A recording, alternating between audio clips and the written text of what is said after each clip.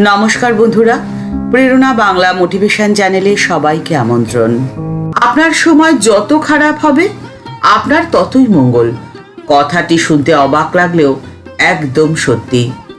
আপনি অন্যের মঙ্গল চিন্তা করে কাজ করছেন, কিন্তু আপনার বিরুদ্ধে চলছে চক্রান্ত।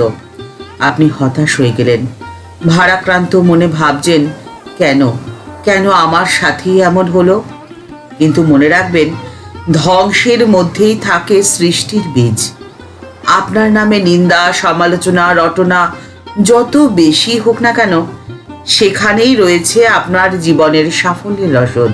1893 সালের ঐতিহাসিক ধর্ম মহাসভা, যে মহাসভার সূত্র ধরে স্বামীজি বিশ্বজয়ী হয়েছিলেন, সেখানে উপস্থিত ছিলেন উত্তর কলকাতার আরেকজন বাঙালি, স্বামীজির থেকে বয়সে বড়। আজ তার কথা প্রায় কারোরই মনে নেই। তার নাম প্রতাপচন্দ্র মজুমদার। এহেন প্রতাপচন্দ্র মজুমদার স্বামীজির পূর্ব পরিচিত ছিলেন এবং ঠাকুর শ্রীরামকৃষ্ণ পরমহংসদেব সম্বন্ধে তিনি একটি বইও লিখেছিলেন। কিন্তু কোনো এক অজ্ঞাত কারণে তিনি স্বামীজির ওপর গেলেন বিষম চোটে এবং স্বামীজির নামে নিন্দা, অপবাদ, রটনা রটাতে ব্যস্ত হয়ে পড়লেন।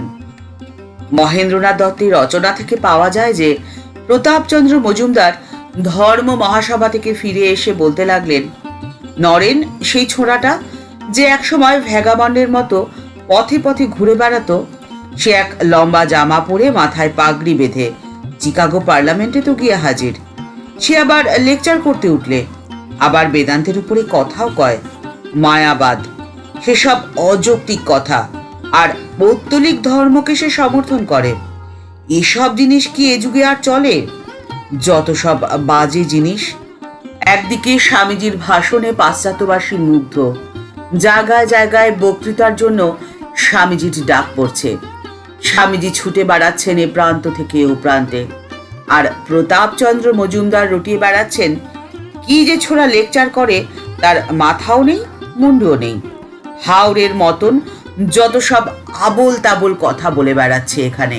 ইহেন রটনায়, নিন্দায় স্বামীজির ভীষণ ক্ষতি হয়েছিল। স্বামীজিকে বিড়ম্বনার মধ্যেও পড়তে হয়েছিল, কিন্তু প্রতি উত্তরে স্বামীজি একদম নিশ্চুপ ছিলেন। কোনো উত্তরই তিনি দেননি। উত্তর দিলেন বিখ্যাত ইন্ডিয়ান মিরর পত্রিকার সম্পাদক এবং প্রতাপচন্দ্র মজুমদারের ঘনিষ্ঠ আত্মীয় নরেন্দ্রনাথ সেন। নরেন্দ্রনাথ সেন বললেন, দেখো দেখি, একটা বাঙালির ছেলে নিঃসম্বল, নিঃসহায়, বিদেশ ভূমিতে গিয়ে নিজের দেশের জন্য, নিজের জাতের জন্য, নিজের ধর্মের জন্য লড়াই করছে। আর কি করে বিদেশির কাছে এদেশের একটুমাত্র সম্মান হয় তার চেষ্টা করছে। আর এই এক বয়স্ক মানুষ কোথায় তাকে সেখানে তার হয়ে দুটো কথা বলবে? তা না, তার নিন্দা করে কিসে তার অনিষ্ট হয় তার চেষ্টা করছে। প্রতাপচন্দ্র মজুমদার স্বামীজির নামে নিন্দা রটনা যত বেশি রটাচ্ছেন, স্বামীজির পসার ততই বেড়ে চলেছে। এই তথ্য পাওয়া যায় স্বামীজির লেখা একটি চিঠিতেই। স্বামীজি 5 সেপ্টেম্বর 1894 সালে আমেরিকা থেকে একটি চিঠি লিখেছিলেন তার বন্ধু মন্মথনাথ ভট্টাচার্যকে। তিনি লিখছেন, মজুমদার আমায় গাল পেরে তার যেটুকু এদেশে পসার ছিল তার 3 ভাগই খুইয়েছেন। যে সভায় তিনি আমাকে গাল দেন, সেখানে তার নামে ধিক্কার পড়ে যায়। স্বামীজি বলছেন, আমার বন্ধুগণকে বলবে, যারা আমার নিন্দাবাদ করছেন তাদের জন্য আমার একমাত্র উত্তর একদম চুপ থাকা। আমি তাদের ঢিলটি খেয়ে যদি তাদের পাটকেল মারতে যাই, তবে তো আমি তাদের সঙ্গে এক দলের হয়ে পড়লাম। তাদের বলবে, সত্য নিজের প্রতিষ্ঠান নিজেই করবে। আমার জন্য তাদের কারো সঙ্গে বিরোধ করতে হবে না। সত্যমেব জয়তে। আমার বন্ধুদের এখনো ঢের শিখতে হবে, ঢের শেখা বাকি আছে। তারা তো এখনো শিশুতুল্য।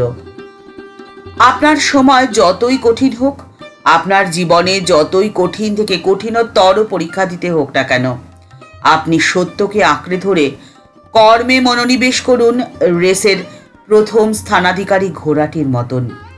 ঘোড়াটি রেসে দৌড়ানোর আগে যতই চাবুকের বাড়ি খাক না কেন, সে পিছিয়ে আসে না। মনিবের নির্দেশে সে নিজের পথে স্থির থাকে এবং শেষে সেই জয়ী হয়। আপনিও আপনার জীবনের লক্ষ্যের পথে স্থির থেকে এগিয়ে চলুন। জয়ের মালা আপনার গলাতেই উঠবে। ঠাকুর, মা ও স্বামীজির চরণে প্রণাম জানিয়ে আজকের পর্ব এখানেই শেষ করছি। দেখা হচ্ছে পরের পর্বে।